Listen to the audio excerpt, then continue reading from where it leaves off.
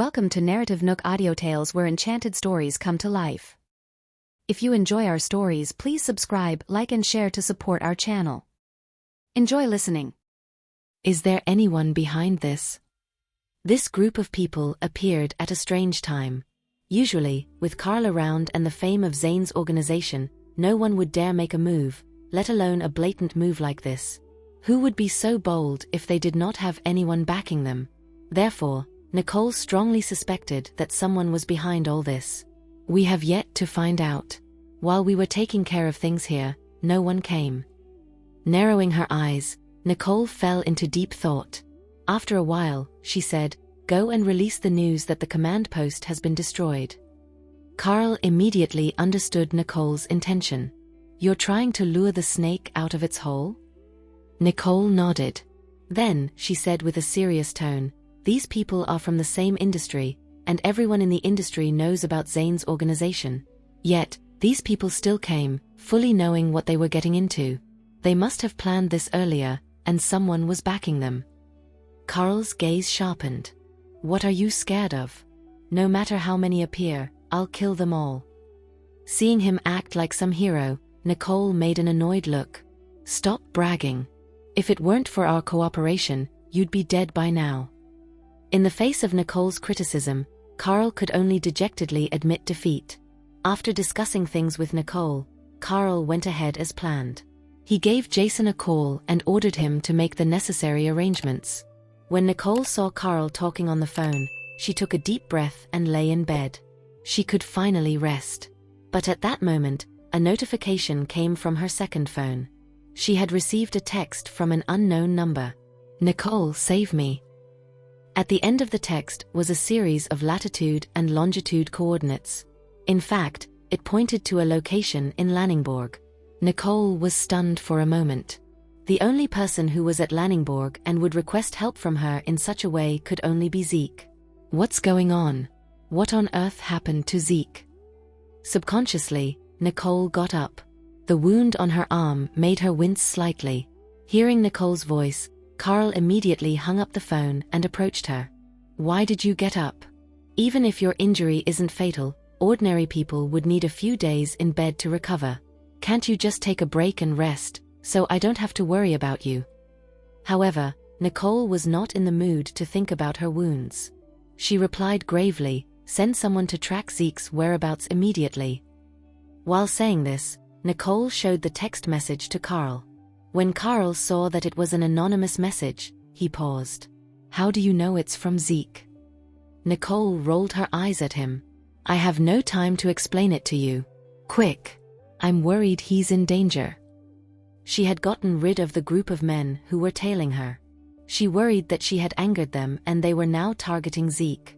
Later that night, the thoughts swirling in her mind prevented Nicole from falling asleep. She twisted in bed for a while and got used to the soreness in her body. In the end, Nicole decided to get out of the medical room and head toward the master control room. Carl was not there. Jason and Yoli were rebuilding the defenses in an orderly manner. They also planted a watch house at the enemy's original command post. Carl really had an eye for details. Nicole did not bother about the defenses anymore. Instead, she opened Carl's tracker and traced his movement. She quickly looked for any clues with the coordinates provided by Zeke. "I have to get to Zeke before those people do." If it were not an emergency, Zeke would not have sent her such a text. The situation may have become critical. With a few taps on the keyboard, Nicole managed to find Zeke's location. It was a hotel. This bastard. Even in danger, he's still a spoiled brat. He's actually staying at such a hotel? Did he really think he'll be fine as long as his information is erased? Nicole let out a sigh and hacked into the hotel's system. She quickly retrieved Zeke's erased information and found his room number. To get a better idea of the situation, Nicole hacked into the security system and viewed the security camera on Zeke's floor. She rewound the CCTV recording a few minutes back and saw a few muscular men appear in front of Zeke's room. When Nicole spotted the leader, her eyes and face darkened. Him. She gave it some thought for a while and pressed fast forward. Sure enough, after a short moment, Zeke's room exploded. These people, how dare they act this rashly? They planted a bomb in such a public place. This group of people made such a huge commotion at Lanningborg. On top of that, they were going after Zeke and me. Where are these people from?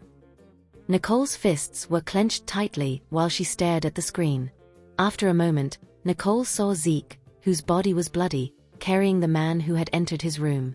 With the help of 2 other men, Zeke escaped from the place hurriedly. But within a minute, a group of men in black appeared in the corridor. Before Nicole could get a good look at those men's faces, the camera footage was cut off. They dare act this way in Lanningborg? These people aren't normal. Nicole snorted and broke into a cold sweat. Looking at her watch, she discerned that it had been roughly 20 minutes since Zeke had left the hotel. Zeke was carrying a wounded man, so it would be difficult for him to escape a huge group of people. Nicole re-watched the CCTV recording of Zeke's escape thrice and noticed a new watch on Zeke's wrist. Noting the model, she turned her gaze and immediately investigated the coding for that limited edition smartwatch. Then, she sent a signal through the satellite. "Pick it up, you fool." The watch rang for a long while, but no one picked it up. Nicole's heart was getting heavier and heavier. This guy, could he be?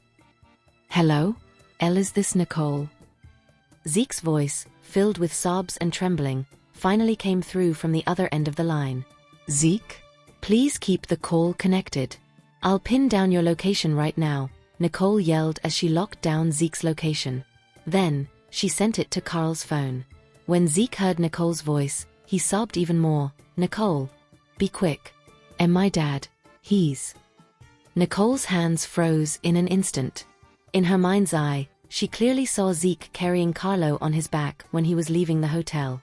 But his back had been covered in blood. It was probably from the explosion.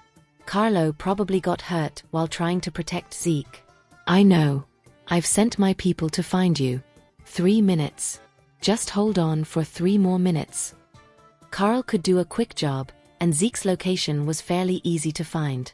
Within 3 minutes, Carl will be able to find Zeke. But why was your dad at the hotel? Nicole was confused about why Carlo would appear in Lanningborg and beat people to death. He was the commander of Hustuaberg, and it's practically taboo to go to a foreign country. On top of that, he wasn't wearing his uniform. That means that his trip to Lanningborg was a secret and done of his own accord. When I left home, I was worried that I'd burden my family, so I didn't tell them about my work. Somehow, my dad managed to find out about the mission I was on. He thought I was getting myself into huge trouble. So, the more Zeke spoke, the more sadness overtook him. Zeke felt like he was so useless that his dad had to come to his rescue, despite Carlo's position. Carlo even disregarded the nation's law for you. "Nicole, his head is bleeding a lot. What should I do?" Knowing that Nicole has medical skills, Zeke tried to ask for help. However, Nicole had no time to help him with Carlo's wound because she had checked the surrounding CCTV cameras. She found that a group of men was searching after them. "Zeke, is there anyone else with you now?" Zeke was stunned for a moment. "There are 2 men. We're running out of time. Ask them to stay put and guard your father while you go and lure those people away. They're here." Zeke's voice was shaking. Before this, he was a hacker who would hide behind screens and take care of any mission. He wasn't someone who could take care of assassins. "Do you want your dad to die? His wound is critical, and the best thing to do is for him to stay idle." Hearing that his dad is in danger, Zeke hardened his will. "I know what to do now. You'll help me, right?" If Nicole could contact him through his smartwatch, she would definitely have a way for him to escape. "Yes, I'll protect you." No matter what, Zeke was her partner. She would not let him die alone.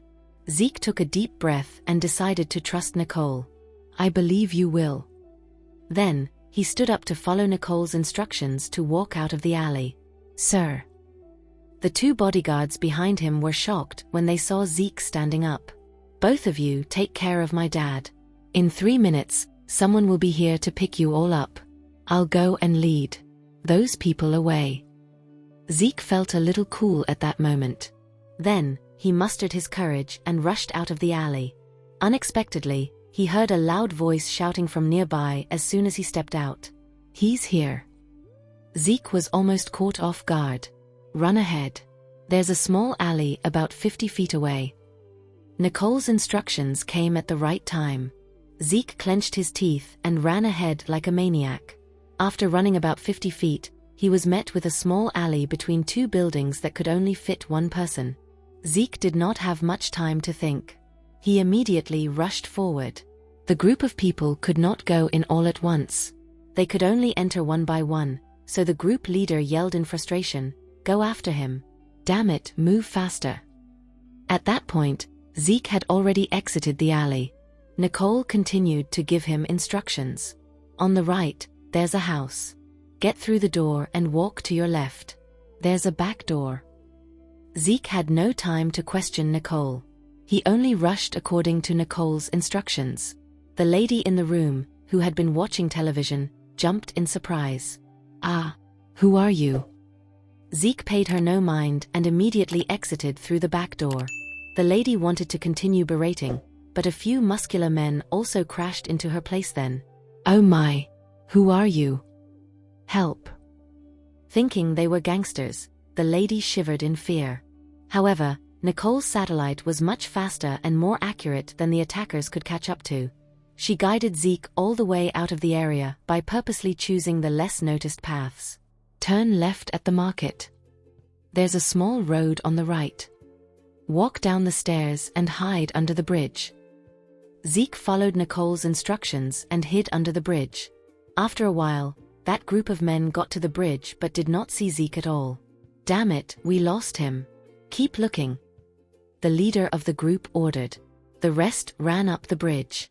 Before the leader left, he glanced at the bottom of the bridge. But after giving it some thought, he decided to go up the bridge to find their target. At that moment, Zeke's heart was pounding very quickly, but he covered his mouth as he dared not breathe loudly. Hearing the footsteps fade away, Zeke released a big breath of relief. "Get out. Quickly head back and find your dad. Carl and the rest have reached the place." Zeke almost broke into tears in that instant. "That's great. I knew I could count on Nicole." He thought about it no more and followed Nicole's instructions to head back with the shortest route. As expected, Zeke saw Carl and a few people carrying his dad into the car. Once Carl noticed Zeke, he said frantically, "You bastard. Where did you go?" He sent an SOS text. "And yet, he ran away. I didn't know where to find him at all." "Nicole asked me to lure the attackers away," Zeke said while panting heavily. "Nicole." Carl was a little stunned. Zeke immediately pointed to his watch. "She hacked the system and contacted me." Carl immediately understood that Nicole made all of this happen. Otherwise, Carl would only be met with Zeke's dead body now. "Let's go. Your dad's wound seems critical."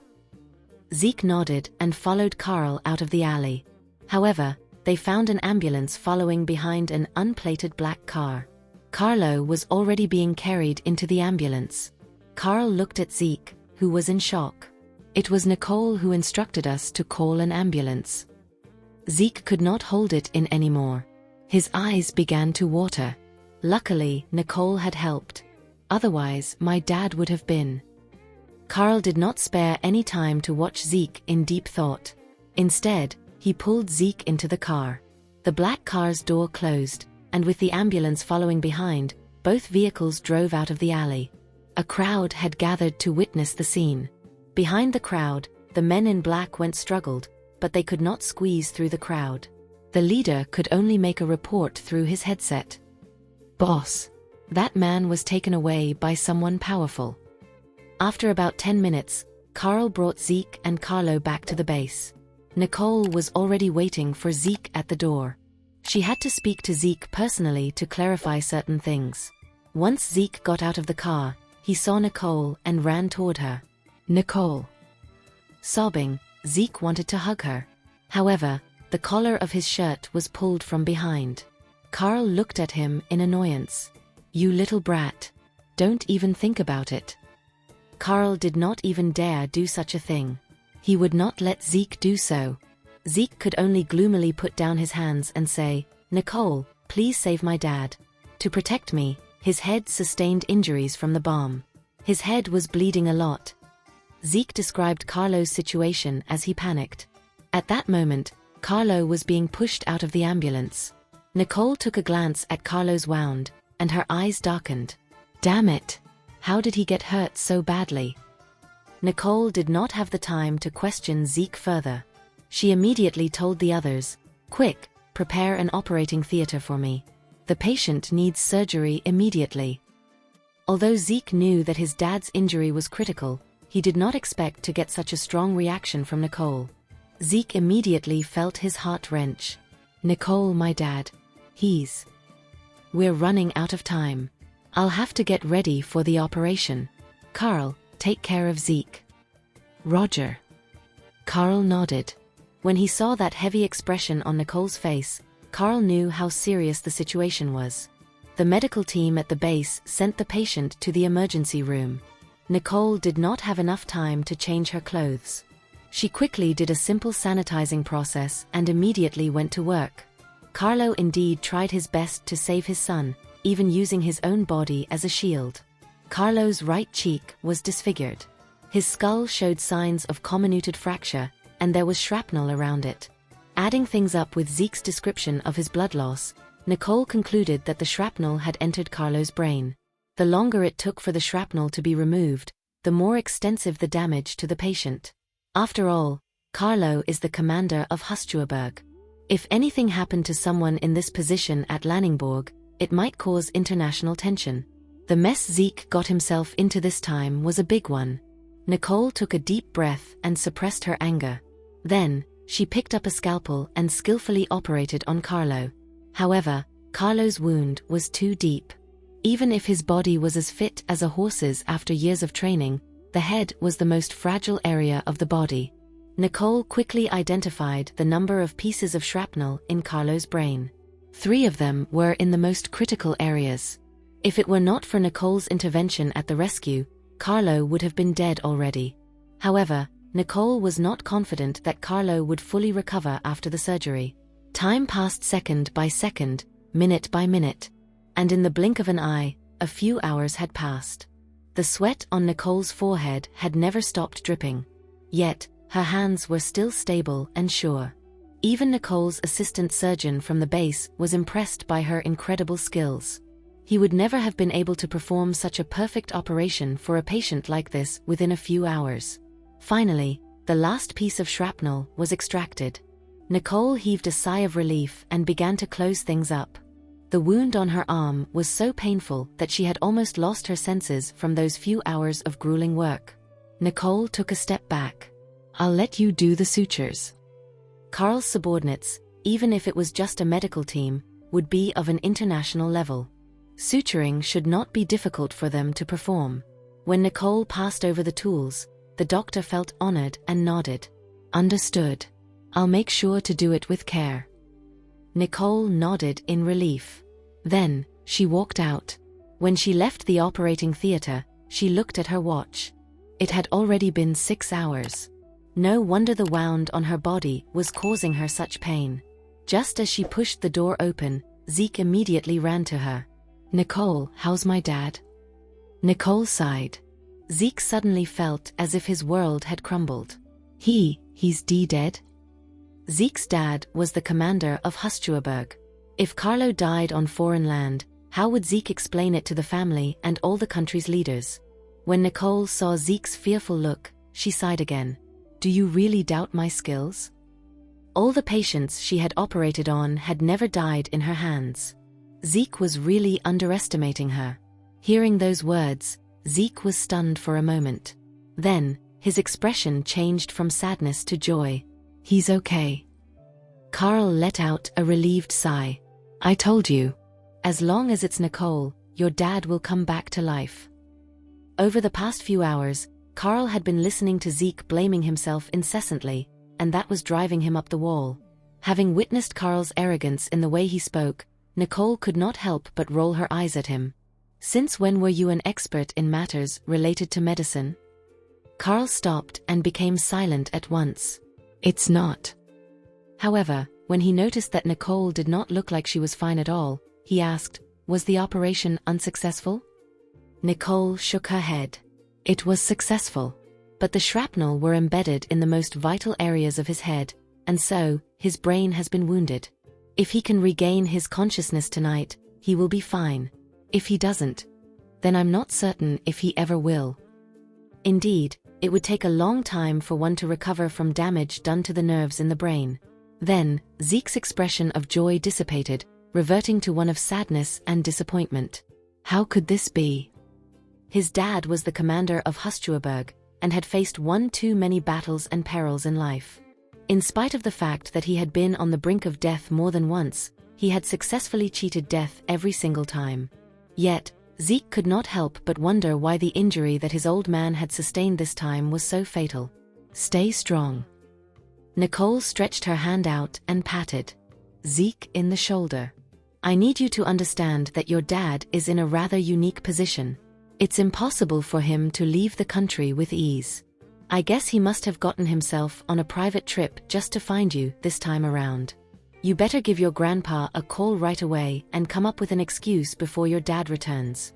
Otherwise, word will soon reach the leaders that your dad has deserted his post. Everything will become much more complicated than it already is. As things stood, Nicole already had enough issues to take care of. The last thing she wanted was to get herself into a situation with the Guzman family. It was only then did Zeke came to his senses. I got it. I'll call Grandpa now. Then, he walked to the other end of the corridor in restless fashion and called his grandfather.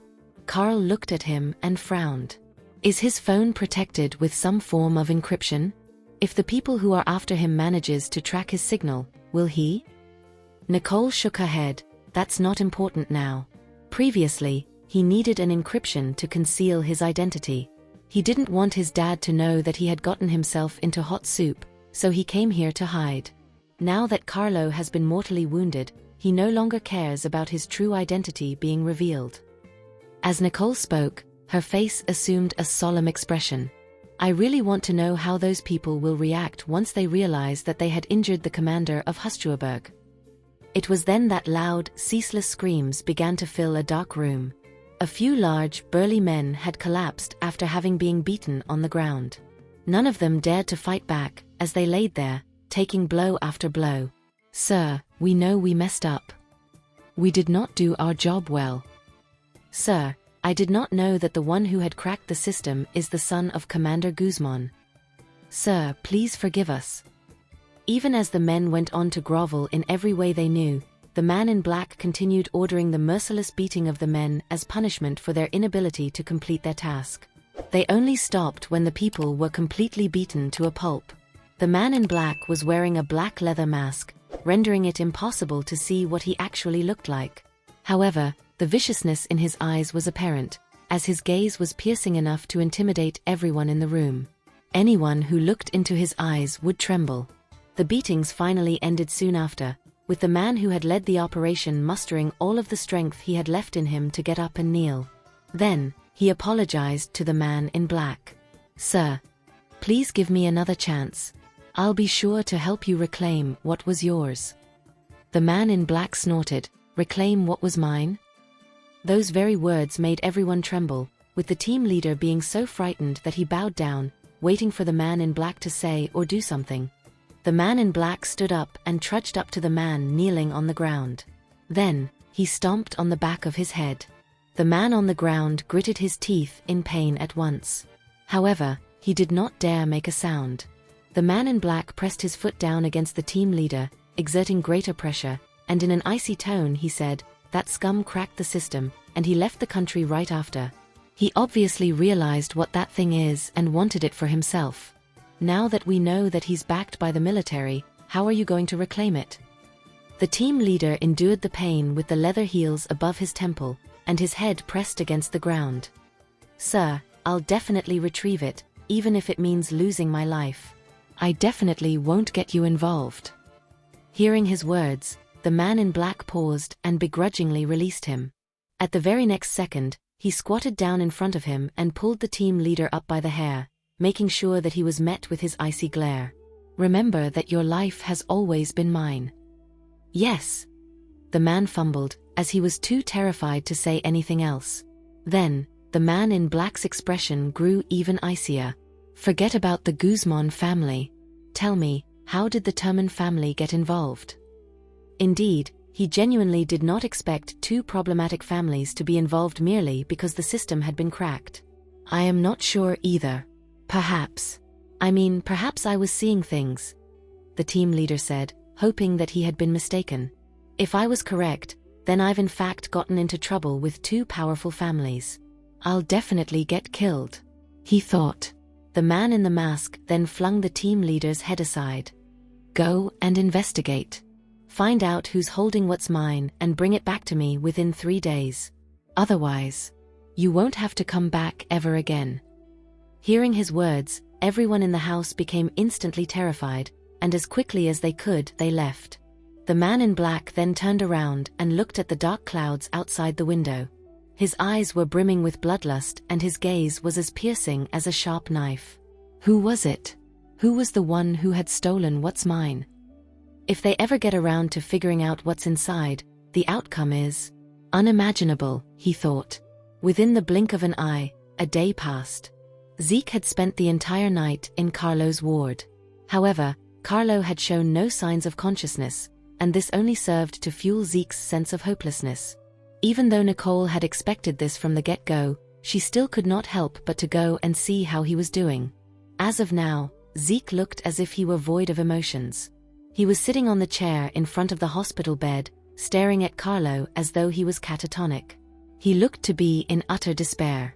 What's the use of being alive, if he's going to be like this? If he remains in a vegetative state, it's no different from being dead, he thought. Looking at Zeke, Nicole began to feel bad for him. When she saw how dry his lips were, she poured him a glass of water before walking over and handing it to him. Here, have some water. Hearing Nicole's voice, Zeke turned to her in mechanical fashion as if he were a battery-operated puppet. Then, hints of emotion began to appear in his eyes, though his tone remained lifeless nonetheless. You're here. As compared to the lively Zeke whom she had known, the current Zeke looked as if he had matured in cynical fashion overnight. His steady gaze bore an iciness that Nicole had never seen. In fact, he no longer bothered to ask Nicole if his father would wake up. He was worried that he would not get the answer he wanted. Nicole could tell he was holding back. Don't worry. Your father is a healthy man. I'm confident he'll recover faster than an average person, so don't give up hope now. Zeke paused midway as he was drinking. He shifted his gaze to Nicole as if he had regained some of his senses. Really? My dad will regain consciousness. Nicole gave him a solemn nod in response. Right now, you have more important things to do. I have secured the Rebbe family crest for you. It's stored within the flash drive. What do you wish to do with it? Zeke firmed his gaze at once. All of this. I've caused all of this. Right now, even my father is involved. I cannot allow this to go on, he thought. Noticing Zeke's reluctance to do anything, Nicole understood his situation. While nobody in Hustuaberg dares to cross the Guzman family, you still need all the power you can have to protect your family. Perhaps this crest could be of use to you, she said earnestly. So long as Zeke claims ownership over this crest, the people coming after him will have to think twice. Besides, it's too late now. There is nothing that they can do to him, she thought. Zeke's gaze remained dark, as he subconsciously nodded. Nicole smiled in relief. It's good that you've come to a decision. The process should be complete after you've keyed your personal information in. Zeke nodded and took the flash drive. Then, he grabbed his portable tablet computer. After he had clicked on the flash drive icon containing the crest that Nicole had cracked, a flashy image appeared before his eyes on the computer screen.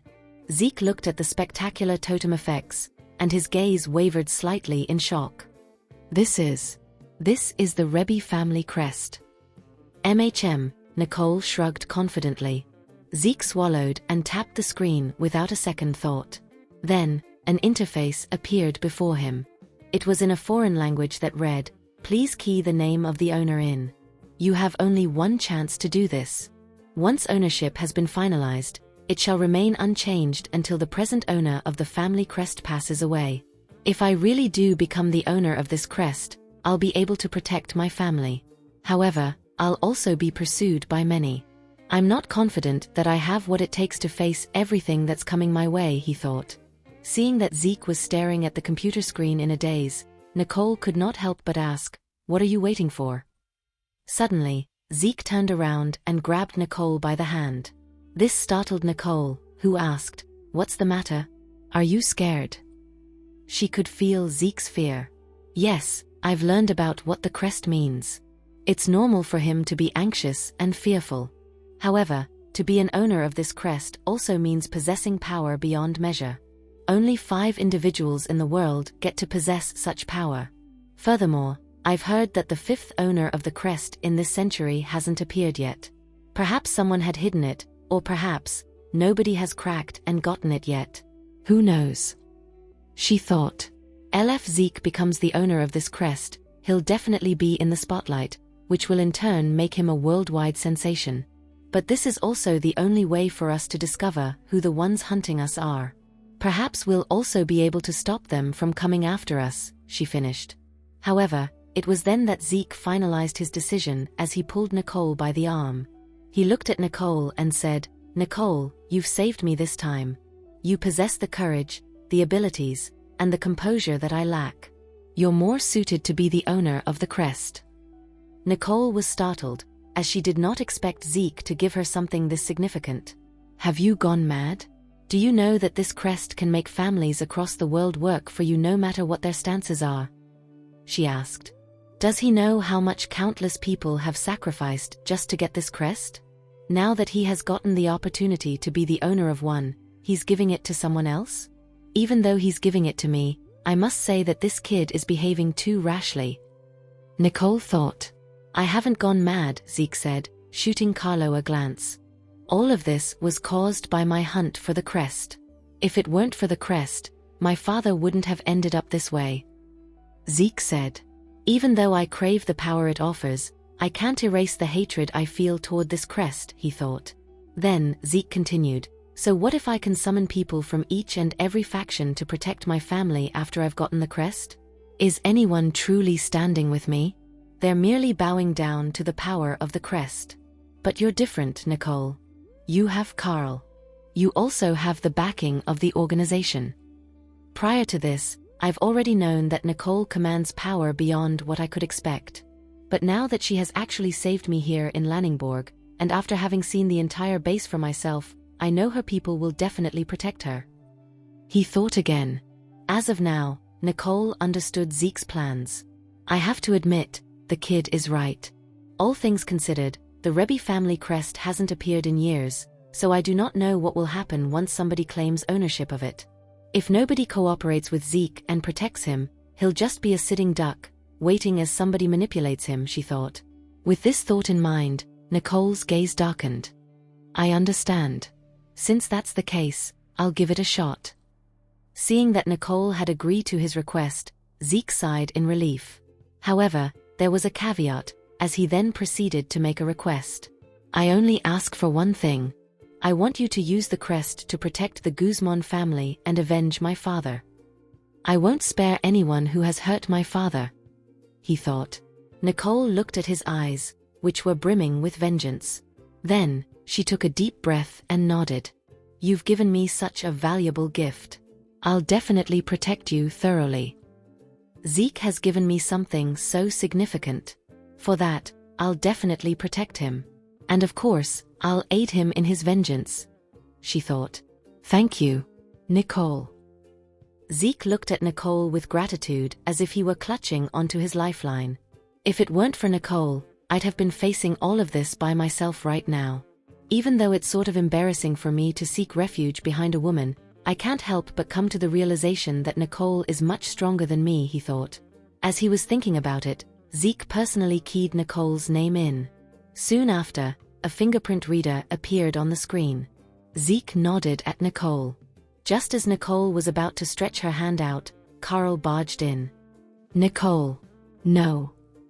While Carl was outside, He heard them saying something about the Rebbe family crest, and after doing some research about it, he finally learned what it was.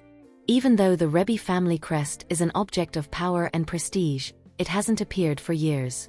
Who knows if Nicole will be in danger once she takes possession of it? Carl thought. Then, he stood between Nicole and Zeke as he said, "You stupid idiot. This thing is an object of great significance. Countless people have their eyes on it. Are you trying to put a target on Nicole's back for your own selfish reasons?" Zeke, who was startled, quickly replied, "That wasn't my intention. I'm genuinely impressed by Nicole and everything she has done, and that's why I think she's the only person worthy of the crest," Zeke thought. "Calm down, Carl," Nicole frowned and pulled Carl aside. "This dude has always been too impulsive," she thought. "How am I supposed to calm down? I know you're agreeing to it because you're trying to protect this idiot. You know far better than anyone else that this object is dangerous. If it weren't for this thing, you wouldn't have fled to Lanningborg with people coming after you," Carl yelled. It was only after Carl had said it that Zeke learned that Nicole was hunted because of the crest. "I thought she would be fine because she has so many individuals who are willing to protect her," Zeke thought. "Do you know that Nicole has been forsaking her own safety just to protect you?" Carl said to Zeke. "She has sustained multiple injuries, and yet, she still operated on your father. Now, she even has to get herself into great danger because of you. Do you not have any conscience?" Carl did not possess an ounce of care for what Zeke's intentions were, and reprimanded him at once. "Nicole, you..." Zeke had no knowledge as to what Nicole had gone through prior to this. It was only then that he finally noticed the bruises and injuries on Nicole's arm. At that point, he was flooded with guilt from the inside. After she had seen Zeke's look of guilt and embarrassment, she finally lost it and yelled, "That's enough. Stop it, Carl." Carl fell silent after she had shouted at him. However, he was still heaving with anger. He continued staring at Zeke, thinking that he had stopped that ungrateful man. However, it was then that Nicole said, "While this object may bring us unknown danger, no one else can make better use of it other than the organization, provided it is for the right reasons. Besides, the Guzman family are people of the military. It will be a disaster for them if one of their own attains such power." Not expecting Nicole to be so foresight, Zeke thought, "She's right. In the end of the day, my father is the commander of Hustuaberg, and he is indeed responsible for a large number of troops. Everyone will be really fearful and distrustful of the Guzman family if his son amasses power outside of the establishment as well. This will definitely get us into trouble." Even Carl did not expect Nicole to think that far. Right now, Zane's organization is being targeted. While this crest may come with its own set of dangers, it will definitely be of great help to the organization if it's real. It's just that I'm really worried about Nicole," Carl thought. Nicole saw the hints of worry in Carl's eyes, to which she calmly responded, "If you're worried about me, keep me safe. This is what you can do." Carl hardened his gaze at once. "Of course I can do that. I will definitely protect her even if it means risking my life," he thought. "That's good enough for me," Nicole smiled happily, diffusing the tension that was in the room before. Then, she looked at the computer screen. "Perhaps nothing will happen even if I click on it," she said as she lifted her hand and pressed her thumb against the fingerprint reader. In an instant, the fingerprint on the screen flashed red. Then, a few words appeared on the screen. "Congratulations. You are the 6th-generation owner of the Fire Crest." Soon after, a bright effect of flames flashing about appeared on the screen. Within a blink of an eye, the flame disappeared, and the image of a globe appeared. Then, at the center of the globe, the moving image of a signal manifested and radiated across the Earth, whereupon multiple dots lit up across the continents. An audio recording then began to play. "The Holy Alliance has been notified of the existence of the 6th-generation owner. Loyal to a fault and powerless to defy you, their aid will be at your disposal. Those who dare rebel against you will face untold consequences." Nicole ranged her eyes across the locations on the globe. They were all well-known families from the past 100 years, each powerful in their own right. The moment she became the owner of the crest, All of the families who had formed an alliance with the Rebbe family would be notified, becoming her allies in the future. When Carl and Zeke saw this, they were both stunned. While the two looked at each other in shock, Nicole's watch started ringing. Nicole clicked on the notification, after which a message appeared before her eyes at once. "Congratulations, sixth-generation owner." Messages of similar wording came in one after another, with the senders being well-known and powerful families from different countries. It was then Zeke and Carl were completely sure that the crest was real, and that all of them would obey Nicole should she call for it. So, that was why those people were trying so hard to kill Nicole and I, as they wanted to reclaim this thing for their own, Zeke thought. He was shocked, but he did not regret what he had done at all. If the whole world learned about me in an instant, I definitely would have peed myself, he thought. Nicole, on the other hand, stared at the computer screen and merely frowned. She turned around and looked at Carl. "It seems that my identity has been exposed." To Nicole, this did not bode well for her. Thank you for listening. If you have enjoyed this story, please like and share so others can see it too. Also hit the subscription button and notification bell so you can be notified on our next release. Thank you for your support. God bless you.